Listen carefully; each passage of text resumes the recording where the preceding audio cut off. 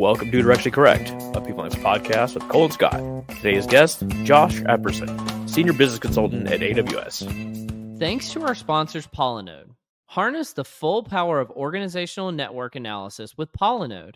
With one-click data integrations and built-in relationship-based surveys, Pollinode enables people analytics practitioners to move from data to insights faster.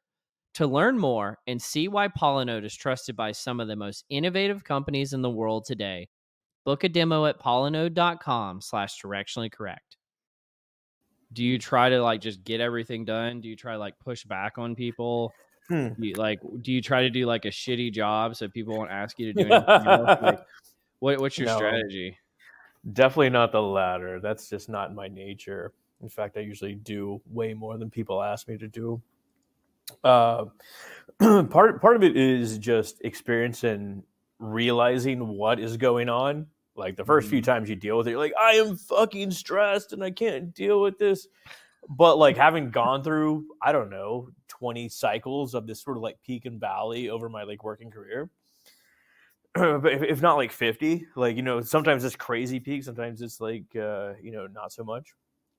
It's just realizing that it's going to be done eventually, even though it doesn't feel like your work's ever going to end. Yeah, work never does end, does it? It's not going to end. It's not never going to end. It's not going to end. How's it going, Josh? What's up, Josh? Good. Josh is like a TV person. He deserves to be on TV. That's funny. So the word deserve triggers something. I was talking to somebody yesterday and they're like, you deserve a break. Or no, wait, you deserve something. And I was like, I don't think we should talk about what I deserve. Because if I probably deserve maybe not some good stuff. Isn't that a Snickers advertisement? It's you deserve a break or something. Take a break. That is exactly what it is. I mean, I haven't seen that in years. It's probably, I don't know that that's still a thing, but I remember that. Yeah, absolutely. Have you ever been on TV? Have either of you ever had the opportunity to be on TV? Real TV? Well, here, a couple weeks ago. Only print, Scott. I was a model, but we don't have to bring that up. I was down by the monorail tracks, 5th Street in Seattle. And the monorail goes over, buses and cars go underneath it. And there was a bad wreck. And it turns out, a car hit a bus underneath the monorail, and it hit a pedestrian and killed him, unfortunately. Oh, my God. But the TV news were everywhere and hey, do you want to be on TV and just, talk about this experience? I wasn't here. I don't know anything. You told me all the facts. I know nothing about this. You don't want me to talk. You don't want me to talk about this. I don't want to be a meme, right? I don't want to be the crazy, they're going to remix my voice and shit. Yeah. I want you to be a meme. Wait, yeah, what are you talking about? You make memes all the time. That's a little known inner office fact. Yeah. Oh, are you a meme maker? Is that a term, meme maker? It's something like that. Yeah. Oh, definitely. I have my little tools. Now with ChatGPT 4, you just ask it to make something crazy and it'll do it for you. Except in December. Don't do that in December. It has to be January to November, and then you'll get it. We'll get to that. Absolutely. I'm at AWS. Before I was here, I was an external consultant. I got 3 little boys, and I'm tired. How's that? Yeah. What's your social security number? Oh, so funny you should ask, because that got stolen recently. And are you serious? That sucked. I'm sorry. Didn't mean to. Really? I didn't know that. Yeah, no, I mean, what? Yeah, I can only be so serious. Life is really short. It is. It is. Yeah. Yeah. I mean, I guess I want to know more about the Social Security thing. So what happened? How did you fix it? I got a call from our bank, and they said that was trying to an individual who was named as me and had my Social Security number wanted information. They have a 2-step verification process, which, you know what? I hate two-step verification until it saves your freaking bacon. And they said, our two-step verification process is to actually call you. So they called me, and I'm like, well, that was not me. So and they caught it. And I'm like, okay, I like you. Thank you for catching it. So that's how it started. Isn't that like part of the scam process too, to like call you and just like try and fish for information? That's there's so many threats. I don't know. How do they even freaking get your social security number? I mean, I don't know how that happened. So, well, it's all those big, like, you know, every so often you hear like Target lost 10,000 social security numbers in a data breach, you know, that kind of thing. It's like, well, I hope I didn't shop at Target. I'm Target. I don't mean this about you. Like, Target, you're great. You're right on target. Or they had like a bunch of like employee information that could totally be leaked somehow. So we don't know how it happened, but I did learn really quick like what you're supposed to do, which I didn't know. But basically, what? You freeze the three. First thing is you freeze the three major credit bureaus. So you freeze Experian, TransUnion, and Equifax. Yeah. So you can put a freeze on them. You do that, and that just means that nobody, even yourself, can draw. And then you put a flag on it, and when anybody does draw, you get a notification, or it inquires about drawing, you get a notification. Is there an end to this, or do you just like live like this forever? It's still frozen currently, which was a total pain in the butt because we were going through a home equity line of credit process on our house, and they have to pull your credit. And so it was stupid. I'm sorry, sir. You have no credit. None. Yeah. Well, no. It's actually worse. They're like, noticing that there's a flag on your credit. What's that all about? Yeah. Because they don't have information other than it's like locked down. Say, sorry, kids, no presents this year. Yeah, exactly. So anyway, that's someone took Dad's Social Security. Yeah, exactly. Fortunately, I mean, like, I don't think they haven't been able to do anything with it, but I don't even know how you would know. Like, they opened up 5 credit cards. Like, if it's not to your address, you wouldn't know. That's right. And what they do, I mean, I could go down this rabbit hole, but what they do is they do like a $9.95 charge. And then they do that for like 4, 5, 6 times. And then they drop the big one. Like, then they clean you out. And I had a friend who didn't shut it down quick enough. And they opened up 2 new accounts. And this is no joke. Cleaned out his checking and his savings and moved it into a dummy account in his name that he didn't have access to. That's wild. It's messed up. Can you get the money back once it's in a dummy account? Do you even know? It sounds like moving Earth. It sounds dummy. I don't believe he got the money back. I think it's an ongoing like fraud claim and investigation, and I can't remember who they bank with, but I think you get some of it back, but you don't actually get the money back. The bank has to pay you because they jacked it up. I don't know exactly. Right. Well, now I feel justified in the 100 times a day I look at my bank account stuff. Like, you're not getting these $9.95 charges past me, man. Yeah, if you weren't like what's the word? Hyper vigilant. Yeah, hyper vigilant before, you will be now. And if you were before, well, I'm sorry. Absolutely. Josh actually lives like kind of not stores near me, but like kind of like the UW campus. Yeah. And like I go over there not regular, but regular enough to like make it funny. Like, I have this idea to actually stop by Josh's house and you can like sneak a beer in the bush and like freak his wife and family out. Well, the problem is it wouldn't freak anybody out. It would be like a day and night. So yeah.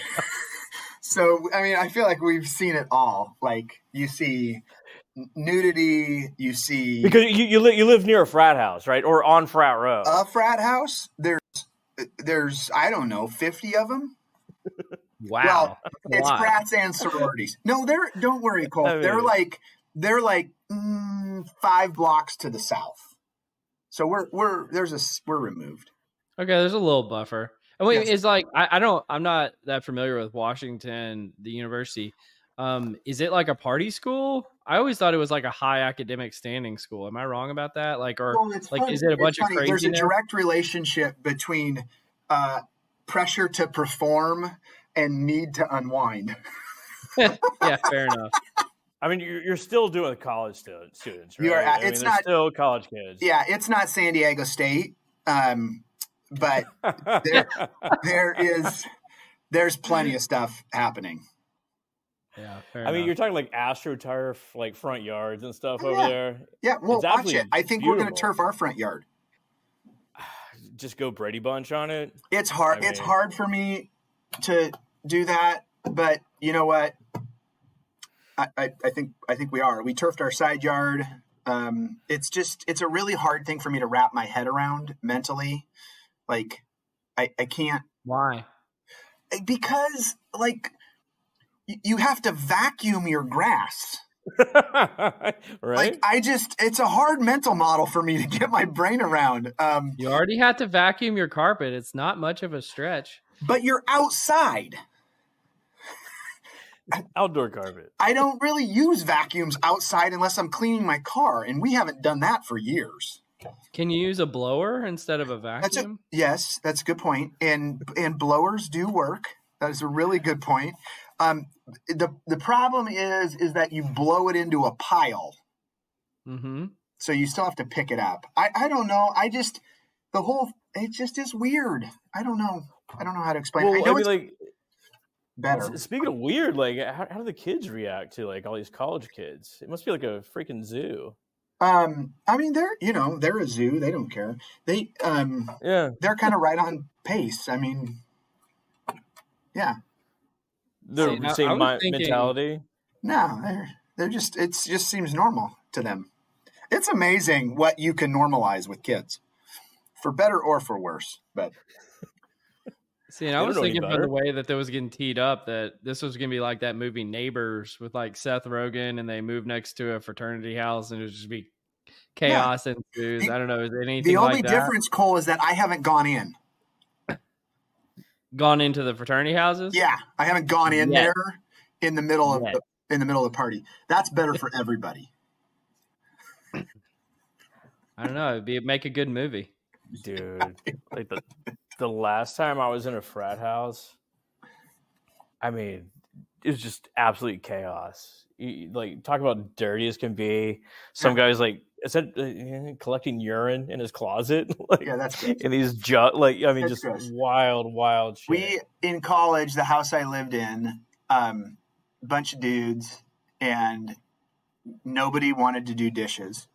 Yeah. So Oh God. our solution, when the dishes started growing things in the sink and on the counter, our solution, okay, this is well thought out. This is highly educated people. Our solution was to pick up the dishes and the plates and put them on the back steps. What?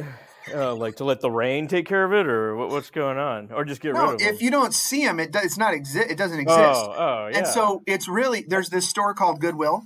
So it's really convenient and actually very cost effective to just go buy new new dishes. Yeah. Yes. Yeah. So no joke, at the end of the year, there was a mound of like silverware and pots and pans just on the back step. Nobody went back there ever.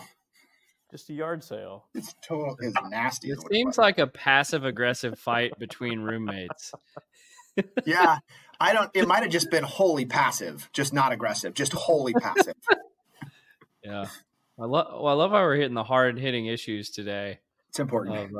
I mean, like, it's all sorts of flashbacks too. I mean, Oh, my like, God. I think we all. Yeah. How do we start this thing? I think we are sort of. I don't know. Yeah. Well, I mean, like, how did you actually start? How did you start in this field, Josh? I've known you for quite a while, but I don't even know how you How I started? worked your way into this role. This? Into this, yeah. How did you even wind up here?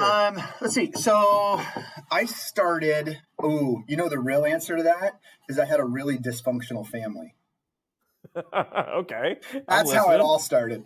Yeah, no, I mean, it started for me. I wanted to help. I'm a helper. I like to help. I like to find things that aren't going as well as they could, and be a part of helping make them go better. So that's how my career started at a very early age, but about 25. Wait. So you noticed this stuff in your childhood, growing up, your parents, or what have you? Yeah, absolutely. And so I carried that through. So I came up through school in behavioral sciences, and so studied, psychology, studied theology. I came up through the behavioral sciences, and I started working as a clinical therapist, actually, about 4 years ago. And I worked with young kids ages 6 to 17 with severe mental health issues. Oh my gosh. They had been like physically abused, sexually abused, emotionally abused. I mean, you name it. They had been through it. So I had a caseload as a clinical therapist and worked with them, and did that for 5 years or so.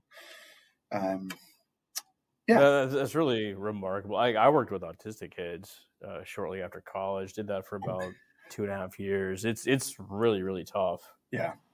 I had a few autistic clients. I would usually get the kids that weren't necessarily on the spectrum, but they were just major behavioral problems.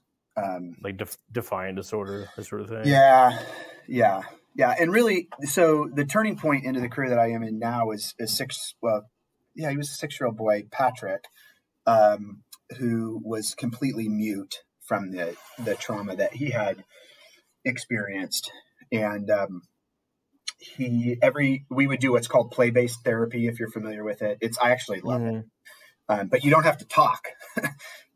We use action figures from his play bin. And so every day I worked with him for about 3 months, and every day I would work with him, we would do 55-minute sessions, and we'd start by going to his toy bin and picking out the action figures that we wanted to use for that day.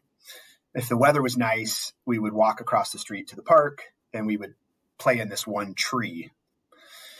And basically what you do is you play with these figures, and then I try to interpret the narrative of what's going on for this little 6-year-old boy. Yeah. Based on the story that's unfolding with these characters. And he was mute, so he didn't talk for 3 months that I knew him. And it was really like, I had just finished my graduate degree. I just finished 2 graduate degrees, and I thought I knew a lot. And I was like, this is all a joke. Like, none of this is even working. Like, what am I doing? Yeah. I would show up every week, and I was like, this is a joke. Like, I have any sort of feedback signal back. And literally on our last day, we were coming back from the park, our last day together, coming back from the park, and we had our action figures, and he reached out to grab my hand, because that's what we did when we crossed the street. He's a 6-year-old boy. So we walk back across the street, and we step up onto the curb, and I'm like, this is stupid. I've invested all this time and nothing matters. And literally the only thing he ever said to me, he looked up and he said, thanks. And I was like, what was that? Yeah. I was like, where's this been? Yeah. I was like, yeah, you're welcome. And he didn't say anything after that. And it's just this swirl of emotion trying to figure out, like, what the heck did I do that mattered? Like, like, whoa, I'm amazing. Like, this all works. This is all great, Yeah. And then And then I look up at his front door as we're stepping toward his house, and I open his door and we go inside. And I wish, it's hard to fully capture the picture unless you've been in this type of situation, but we go back into his house and it's a mess. Like, it is an absolute mess. And I'm overwhelmed with, oh my gosh, everything in his system and structure is going to belie the thanks that he just said.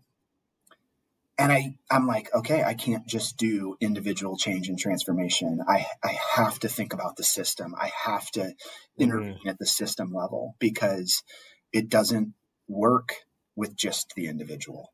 And so that was about 23 or so years ago. And that's when I got into large scale change and transformation work. So how do you make change at a system level?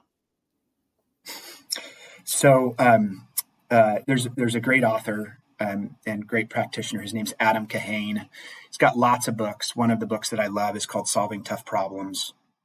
And one of my favorite quotes, and it's a paraphrase, but essentially what he says is, you can't solve system problems until you see yourself as a part of the problem. And I love that. So I mean, like even externally, like, I mean, you go into like these orgs that you aren't working in. Yeah. You are part of the problem as well. How do I contribute? How am I contributing that? If I sit down with a team, it's very easy, Scott, to like quickly assume the norms and the patterns of relating that team has ingrained and that is ultimately undermining their success. And so I become a part of their microcosm instead of providing something different for them. And so when I become a part of their microcosm, like, how do I recognize that, name it, acknowledge it, and use it as a way to move forward?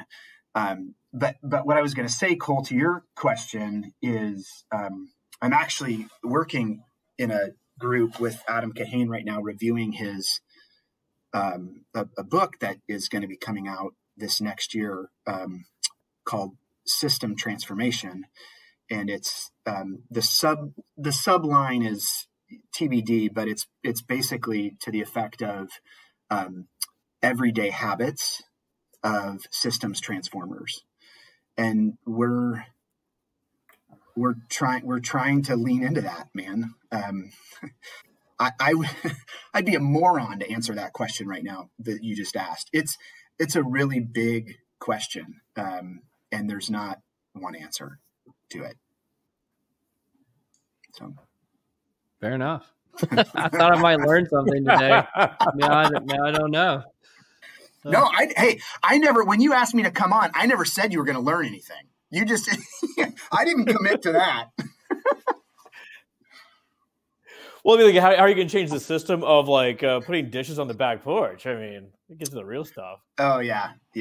Well, everyone got an actual job. Yeah, I mean, everybody. So that's a great practical thing. I mean, in college, you got these guys in my house who just, the way to get the dishes out of the kitchen was to put them in the back porch. So there was plenty of awareness from everybody what was happening, but there was no buy-in to change it. And there was no desire to change it. So you get stuck in the change curve, right? For this little system that nobody cared. There was an alternative way to solve it. You go to Goodwill and get secondhand dishes, right? So it is a good metaphor, because like you need to change the incentives. The incentives being like, well, we might want to have a girl over someday. Yeah. That, surprisingly, that wasn't a problem, because the girls that came over, they didn't see the dishes. As long as you didn't open up that back door, everything was fine. Well, I want to dig into this a little further, just because I feel like you're not letting on to as much as you actually know about this space. I know two of our previous guests, Alec Levinson and Alexis Fink, have this model of people analytics, that OD and people analytics are two sides to the same coin, and one can't be effective without the other. And so I'm wondering, from your perspective with a background in OD, how do you go about, at least starting to try to make organizational change based on, and I'm assuming you use things like data, but tell me if I'm wrong. Yeah. Like, what is your process? Yeah, totally. I mean, yeah, you got to work back from some signal. I know a lot of people. Actually, I mean, I had a conversation this morning about designing a solution for a customer, and I had to stop and I said, it kind of feels like we have a solution in search of a problem here, and we need to rethink that. And so definitely got to work back from signals, either trends externally or signals directly from the customer. And yes, I love data that is there. I think it's easier to lift and use if it's just passive data that's being collected and you can analyze it. But even more than that type of data, I love qualitative data. I really love qualitative data. And the reason I love qualitative data is that it sets the system in motion and prepares the system for change. It's very admirable work, but some additional admirable work is the confusion matrix. You want to step inside, guys? Ooh, Let's do it. okay. The confusion matrix. Okay, so you gonna do a little research roulette, Josh? Yeah, as long as I don't get shot. Well, we'll see. We'll see. You can't know until you happen. It's a bit of a leap. Yeah. So the rules are simple. There's one real study that's published and two fictitious ones brought to you by ChatGPT. Your goal is to identify the real study. Ooh. Pretty simple. If you get it right, Cole will send you a personalized social media tile that you can share with your friends and family. Ooh. We are approaching the holidays here. And if you pick the wrong one, man, we don't even talk about that. We're not going to talk about that. There are no consequences. I don't think I've ever picked the correct one since we started doing this. Okay, here are the three studies. Study 1, the influence on fictional literature on real-life problem solving. This is from Rutgers University in the Journal of Cognitive Literary Studies. Influence of fictional literature on real-life cognitive literary studies. That's an interesting journal. Okay. Do you know it's real? There are weird journals out there. Right? Let's get real. Let's get real. I got a tangent, but okay, whatever. Study Power 2. Yeah, power through it. Okay, I'll just back off for a second. I'll just go for it. There was a study that someone had held up as their model in our program. It's a leadership study. It's like one of these like SEM models that has like all sorts of directions and lines connecting left and right. And like a professor that Cole and I both know was like, how the fuck are you going to use that? Like, what the hell is that? And like someone in the room, I can't remember who said, was the most genius thing ever. It's like, oh, it's the Journal of North Korean Leadership. I was like, I mean, that, there's probably something to what they were saying. There's a model out there for everybody. Absolutely. Leader is fearless leader. That's what we know about this journal. Okay, so one is fictional leadership literature on real life problem solving. Study 2, the effect of plant interaction on workplace stress and productivity. This is from the Green Earth Psychological Research Center. Yeah, that one's, in the that International one's for sure Journal. real. I already know that. I know that's real. International Journal. That's on black. All right. I already know that one's real. I already know that one. You like that one? Just like don't even need number 3. No, I do need number 3. I think that one's real. I don't think that's necessarily the answer. So yeah. So what's number 3? Placebo effect of medication costs. Expensive placebos are more effective than cheap placebos. This is from University of Cincinnati in the Neurology Journal. I love that, by the way. I'm putting my bets on that one. It's saying what's the third one saying? That it costs more to use expensive placebos? No. Placebo effect of medication costs. Expensive placebos are more effective than cheap placebos. Oh, they're more effective. That seems like textbook get like behavioral economics right there. That makes absolutely no sense. Like, it's a Oh, it placebo. makes all the It's sense, a Josh. You just don't like, even get it, man. how do they even test that? Do they say like, ooh, this one costs a lot? This one It's a designer placebo You're gonna versus the enjoy it. generic. So it's in the packaging, you think? I'm trying to have fun with this, Josh. I sincerely don't care if this is true. Okay, I'm ready. It's got a little like gold ribbon on the pill. Yeah, I'm ready to guess. Okay, so once again, you have influence of fictional literature on real life problem solving, the effect of plant interaction on workplace stress, and placebo effect of medication cost. What say you, Josh? I think the third one is not true. Which one is true, though? Oh, there's only one that's true? There's only one is true. Oh, yeah, number two. It's like Highlander. Number two. Number two, going with the plant story. Yeah, plant story. Cole's going hard on the placebo. He's hard in on the placebo. Okay, I will present the actual study. It's the placebo. You're so smart.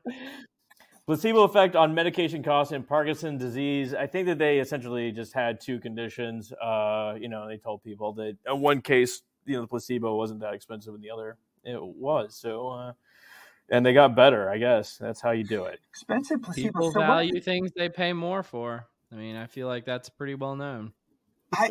So it just makes me think about my work, and I'm like, how can I charge people more and get a better outcome, but do the same work?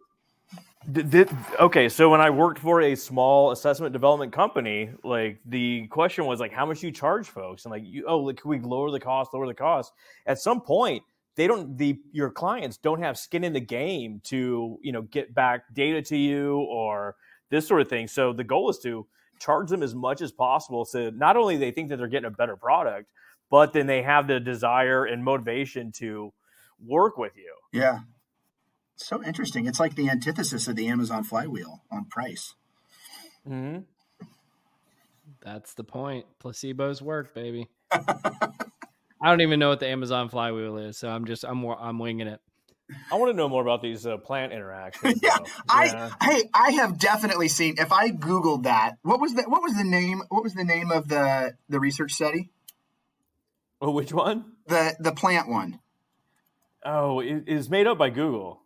ChatGPT rather. The effect of plant interaction on workplace stress and productivity. From the Green Earth Psychological Research Center. ChatGPT is amazing. It is. I do recall, like, right when the pandemic was really starting to hit, I'd come to the office and be like 3 months after, the work from home order, go home. And you just see all these like dead plants everywhere. Oh, yeah. So many plant casualties from the pandemic. Oh, yeah. Yeah, that is. And not to mention the office pets. Oh, my gosh. Who took care of them?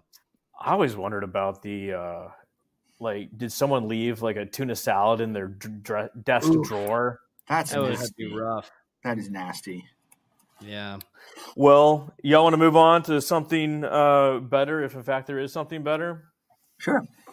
Yeah. Where do you want to start, Cole? Yeah, let's do it. Let's do some nerdery. The nerdery. Well, we were kind of talking about this earlier about, does work even get done in December? Yeah, let's do it. So this is like a really interesting study. So work slows down before the holidays. People are out, et cetera, et cetera. But does it actually impact how LLMs perform? So they're just a function of the data that's put into them. So someone asked ChatGPT, they gave them a prompt and measured the length of the actual responses presented to it. And in one case, they told them that the work was being done in December. And as a control, they said it's being done in May. And they essentially just use a simple t-test to determine that when it's told that it's doing work in December, has shorter responses. And this is reproduced by an independent researcher as well. It's really fascinating stuff. I love that you can do hard-hitting research with t-tests. This is my favorite part of it. Say, can you say more? Well, it's like when you're learning about statistics, and Scott was, using the example earlier of a huge SEM model to predict everything in leadership, when really some of the most important findings you can find with a simple t-test. Oh. And I've always maintained that belief. Not that this is an important finding. I think it's interesting though, and we've talked about it before, how just simple and sometimes even inane prompts to LLMs will make their performance improve or decrease. And like, you can just say things like try harder and it'll try harder. It's wild. Yeah. Well, and what's interesting is that, yes, and it has very specific things I think it's looking for, because in other cases you can repeat and repeat and repeat and it doesn't. I had one where I just wanted it to use like the verbatim quotes, like the whole sentence, use the whole sentence. I got 30 quotes, use all 30 quotes. And it summarized them. And I told it, use it exactly as it's written. Do not add or delete. And it comes back and it says, you're right. I'm sorry. I did sum up those quotes. And I said, so, and then I started interacting. I'm totally engaged. No worries. It's okay. But try it again. And this time, this is what I'm typing. This time, use it without editing, out cutting. It did it again. And I'm like, then I say back to it, you did it again. Like, you summed all, and I am deep in a conversation now with the model. You summed it all up. I want the exact comment. It comes back and says, you're right. I'm sorry. I did it again. I summed it up again. I did this like 4 times and it wouldn't ever pull the verbatim quotes. So it's like a Noyatron. Yeah. Finally, I just told it, I was like, thanks, but this isn't what I'm looking for. And it said sorry. And nobody's ever accused it of being impolite. I'll give it that. Yeah. It is amazing though that it's taking these, little bits of information that we feed into it, our digital breadcrumbs, as it were, and like ingest all this information, and is coming up with different responses based on the time of the year, though. Yeah, it's like something you wouldn't absolutely predict, right? You would think it'd be performing the same way across the entire when year. you hit 1 trillion parameters, I think there's lots of things that we don't understand.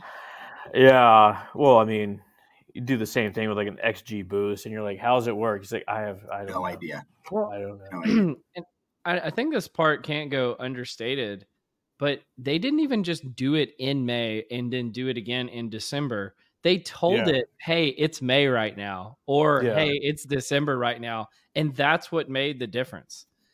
Which that is really fascinating, because don't you think it would know what the date is? Or does it only know what we tell it? I don't know. That's a good question. I guess it's the same as saying like try harder, or like, no, you can do this. Like, I'm sorry, I can't summarize your articles. Like, no, you can. Yeah. I don't know about you guys, but it has already completely reframed how I do my work. In what ways? Well, it's kind of hard to. I'm still trying to wrap my head around it, but specifically in terms of how I think about creating value for customers. And so so qualitative analysis is just one simple example. And there used to be a lot of value in doing that analysis. Yeah, absolutely. And that organizing and that creating mental models and recommendations around those theming. And so I'm totally rethinking what my value prop is with customers. Specifically, if all that work is done, I can actually repurpose. Great. Now that I've got these insights that are right on point, I've got this window of time that I can make them better. I can rethink how we're positioning that material. I've just had to completely reframe how I spend my time. That's fascinating.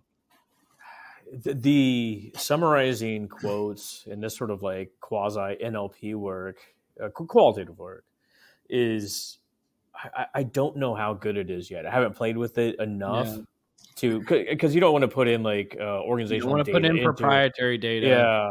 So you're walking on thin ice trying to play with it. I enjoyed that side of the work so much too. Like you go That's through the a other series of thing. yeah. Yeah. And you kind of have to be willing to trade the joy factor off of doing that work and find a new lane. I mean, it's as go on. I have been working with some of our research scientists to actually build out the prompts for proprietary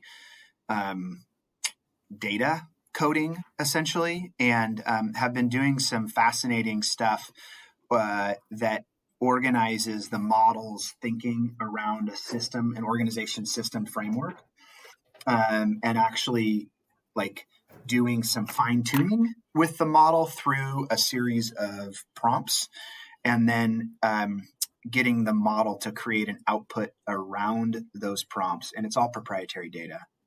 Yeah. I got a question for you guys, and I'm curious to get your thoughts on this. If you knew like all the qualitative data that you want to analyze is coming from human beings, right? They're having to provide this qualitative data to you. Do you think that if the human beings found out that all their data is just going to get analyzed by a GPT, that there would actually stop providing qualitative data at a high caliber anymore? Like if I knew no human being was ever going to read or act upon what I wrote, I probably just wouldn't provide it anymore, or I would try less hard. What do you think? Do you think that might be a second order effect of this that maybe we haven't considered? Well, I think you hit 2 points there. Like one is read. That's one thing, but act upon that's the value proposition for answering surveys or conducting or participating in these sort of focus groups, etc. Yep. Well, I mean, if you remove the act upon, I mean, like that's a massive deterrent. Yep. Yeah. I think the first part of I think there's an assumption in your question, and the assumption in your question is around Chat GPT. I think we already see what you're describing when leaders are in environments where they're strapped and they're at capacity. They just click survey responses to get through the survey. And so we already see some of that. It's like, agree or disagree. And they just want to get through the survey. And Scott, you might have better insight into that than I do, but I don't think that's only Chat GPT. I think that is people who are overwhelmed and overloaded and just want to get through what was being asked of them. Yeah, this has been this isn't new by any means. Trying to get quality responses to survey data has been a challenge. Yeah, probably since day one, since whatever the first survey created. It's always been a challenge. There are tools to weed out bad responses or identify them. Yeah. But like when you actually look at, say, like engagement data across organizations, it's relatively high for most orgs. So it's like a 4 on a 5-point scale. So like trying to identify variance in that, it becomes a real challenge. Yeah. I mean, the other thing that I think in response to your question, Cole, is that it's all self-report. And the bottom line, we are all poor observers of our own reality. Oh, absolutely. And so we're unreliable narrators. I mean, to a certain extent, and that's where I think some of the power is in the conversation. Like it's in the back and forth versus the point in time ask. And it's I learn something as I'm asked a question and I respond to it and I get something back. And it's that iterative back and forth where I actually become more invested and where I actually get more meaningful insight around what it is that we're working with. Is it also because you're dealing with a human, like make some sort of like human connection with that person? Exactly. 100%. Yeah. So I don't know. I mean, like if we weren't doing anything with all of the data, would people's engagement go down? I mean, like maybe you need to nudge them something like that. Yeah, maybe we could use some nudges to try to enact change in behavior. That's crazy talk. Oh my god, I was trying to elongate Cole's that. So I trying could pull here. up the article. Sorry, I'm trying Hey, to do you know multitask. that Josh? They call us the Tech Boys.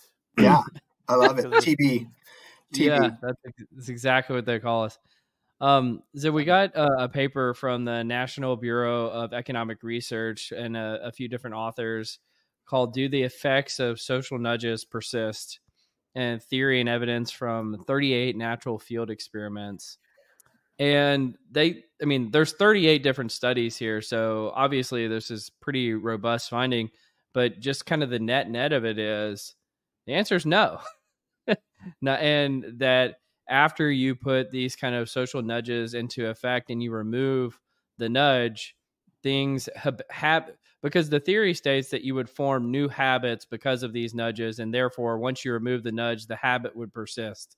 And essentially what they find is no, people go back to their baseline more often than not. And so that I think this calls into question somewhat the efficacy of using nudges as a kind of a behavioral change. Not to mention, there's a lot of shitty ways that nudges are used. Well, that's the thing; they're not all created equal, right? So there may be some of that at play.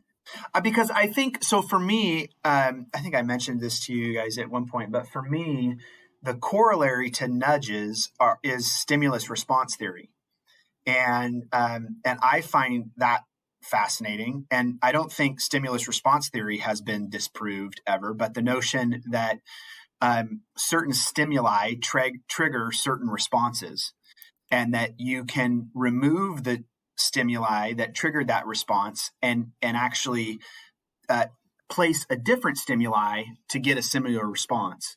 Yes. And so I wonder about that all the time. Like, what stimulus are we providing leaders to get certain responses, or businesses to get certain responses? And then can we remove that and put something else in the mix? And so that's where my head goes. It's a really interesting question, because like, say a manager's like just cruising along, and like, say his team is, sub-performing, we sometimes we miss the signs, etc. And then an external group says like, hey, your team's in trouble, do X. And it's like, okay, I will do X. Yeah. And then you're cruising along again, and all of a sudden you're no longer even looking for the warning signs. You're just waiting for the nudge to come along, right?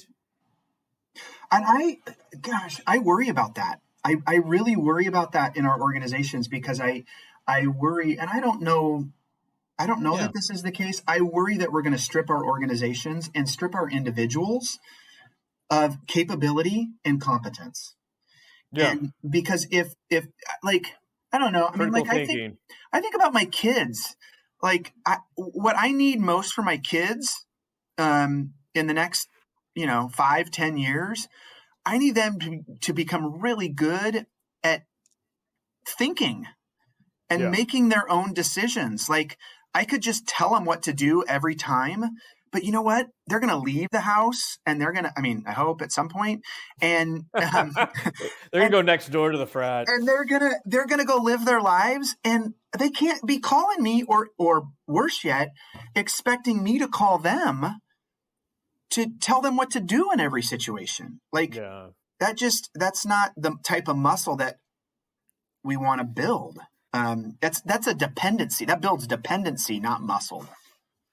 Yeah, it's a really good corollary. Like, I guess the opposite would be like a check engine light in your car, right? Like, that's like, something is wrong, we need to do something about it. But if you're just like waiting to be told what to do, like, what is the point of a manager at that point? Well, that's a really interesting question, because check engine light and care about your team and feel very different to me. And so, like, I don't really want to have to be thinking about my engine in my car moment by moment. I don't want to have to be thinking about my bank account and is there fraud on it moment by moment. Like, I want to get some automated nudges. But if I'm a manager of a team, I actually do want to be thinking about my team regularly. Like, I don't want that to be removed. And so it makes me wonder, like, there's not all situations. This is not a big aha, but not all situations are created equal. And the way we apply nudges or the way we apply stimulus response or whatever it is shouldn't apply in all scenarios. Yeah, it's like you would want to be able to trigger yourself to do good as a manager, perhaps, right? Yeah, you would hope so, versus expect that someone else is doing that on my expense. This is a piece I wrote that's on the screen at a firm that I worked at called Navalent, and it's there, and it's about this notion that we can trigger altruistic behavior. And how do you, if that's something you care about, how do you think about that, and how do you do it? And this was an article that I took on it, and I think we can get those stimulus around us to get us to respond in certain ways. Like, there is some science to that, and if we're thoughtful, we can trigger that. I take a social network analysis approach here. Essentially, you can trigger a lot of change by creating embeddedness, or essentially triangles around you. So essentially pairing with two other people that are like-minded, and you create this like little reinforcement circle, which is where I first heard about this energy use studies from the Pentland book, where he talks about these 38 studies are based on, where people just going about their neighborhood business, and then they receive a letter in the mail that says, like, hey, Josh and Cole are using 20% less electricity than you are. Oh, yeah. You should do the same. And then their energy consumption starts dropping as well. The interesting thing about this like meta-analysis, essentially, that Cole brought up, is that despite the fact that they come to the conclusion that there's no effect, twice in the article, they state that the people that received the treatment and their consumption went down, when they moved away, their consumption stayed down as well. Yeah. So, like, even with though a mixed finding for sure. Oh, interesting. Like, yeah, absolutely. So they moved away. They're no longer in that condition, and their energy consumption is still low. And so it's like, wow. Yeah, I don't know if this is fully disproved. Maybe they moved to more temperate climates. Who knows? That's interesting. I get those same. That'd be a random effect, though. That'd be a random effect. I was making a joke, Scott. I know. But you got me thinking. But he just got pissed, so he's going to double down. We're not going to control for it because it didn't happen. Yeah. Sorry, Josh. No, I was just saying I get those same energy like printouts, and where they compare me to my neighbors. Interestingly, I get those and I'm like, well, that's nice. New high score. I don't, there is no shame. It doesn't trigger any shame for me. It doesn't trigger any shame. I'm like, I guess you're a better human being than me. I guess we use more. I mean, you got the heater going, the blender going, fucking lights going nuts. Strobe light going. So it makes me curious. Why does that work for some people and not for others? And I'm, maybe I'm an outlier, but it's possible. So, well, do you guys want to know the secret to innovation? Okay, actually, I do. Let's talk about that. That's a really interesting question, Josh. About like why do you not care? And there's a lot of research that people in cities have less tight relationships with their neighbors. People like in rural areas form these like very strong bonds, and that tends to be like a stronger trusting situation where you want to do good for them. So maybe it's a urban versus rural sort of difference, but we're talking about bars and innovation. Boom, dropping bars. Not the behavioral anchored rating scale, but a different sort. So prior to Prohibition, there were some counties that were dry and some were wet. And this, of course, led to some places that you could drink and some places you couldn't. Of course, when they instituted Prohibition, like everyone went dry, and that essentially eliminated these common meeting places where people would get and gather and talk and this sort of thing. But what the researchers found is that after Prohibition, when counties that were formerly wet went dry, there was an 8 to 18% fewer patents filed in those counties.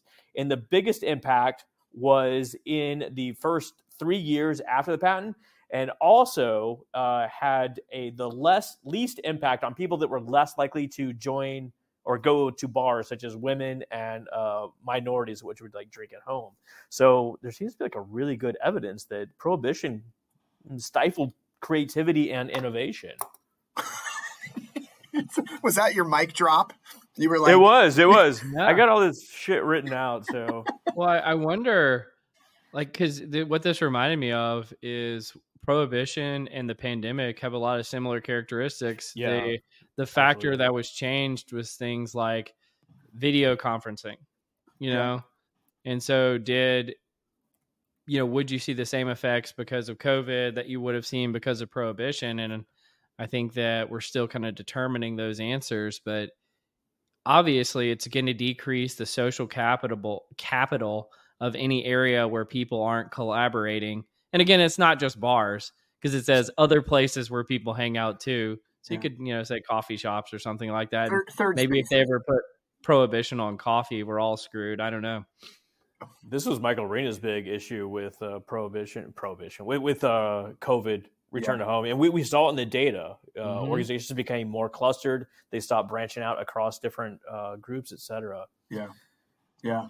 Well, and it's interesting. One of the things I'm seeing is that if you think about concentric circles and you've got like me and my little bubble, then you've got like my next circle of relationships, and then broader circle. What I'm seeing right now is a lot of leaders and teams that are just trying to get that second circle, that second ring tight. Yeah. Like, so they're good, but they want to connect with those that are kind of one click removed from them and build that, strengthen that in that ring.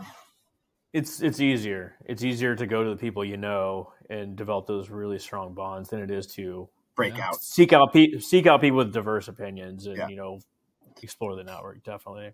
So this year's holiday party definitely going to be at a bar. Absolutely collaboration. We're going to invent something. Yeah.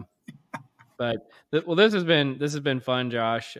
Thank you so much for being our guest today and telling us a little bit about OD and about a bunch of cool stuff. So thanks for joining us. Scott, any final words for Josh before we give him the final word? We're gonna go to the bar tonight, Josh. What's going on? Right? Yeah. No, unfortunately not. Yeah, more to come. No, thanks for having me, guys. I appreciate it, and I hope it's valuable for anybody watching. Absolutely. Well, you've been listening to Directionally Correct, a People Analytics podcast with Colin Scott and Josh Epperson. Thanks for joining us, Josh. Later, guys.